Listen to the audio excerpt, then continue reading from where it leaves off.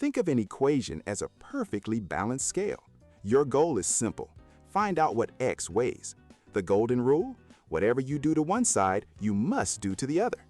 To get x alone, you perform inverse operations, like peeling an onion, working from the outside in. First, you undo any addition or subtraction, then tackle the multiplication or division attached to the x. But what happens when x appears on both sides of the scale?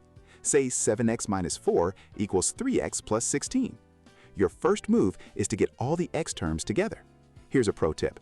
Always move the smaller x term. In this case, subtract 3x from both sides. This keeps things positive and avoids mistakes. Suddenly, you're left with a simple two-step problem you already know how to solve. The answer, by the way, is 5. Things get messier with brackets and fractions. Treat brackets like a locked box. You have to expand them first to see what's inside. For fractions, don't panic. If an equation has a fraction, like something divided by 4, just multiply everything on both sides by 4. The fraction vanishes, leaving a much cleaner equation to work with. Now for the twist. Inequalities, where one side is greater or less than the other, play by almost the same rules. Almost. There's one critical exception, the flip rule. If you ever multiply or divide both sides by a negative number, you must flip the inequality sign. Why? Think about it.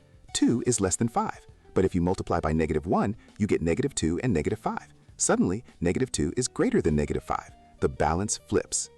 This isn't just abstract math, it's for solving real problems. Imagine two gyms. One has a $50 joining fee plus $12 a week. The other is just $17 a week. When are they the same price? You set them equal. 50 plus 12W equals 17W. Solve for W and you find the answer is 10 weeks. You found the break-even point. That's the power of algebra. It finds the hidden balance in the world around you.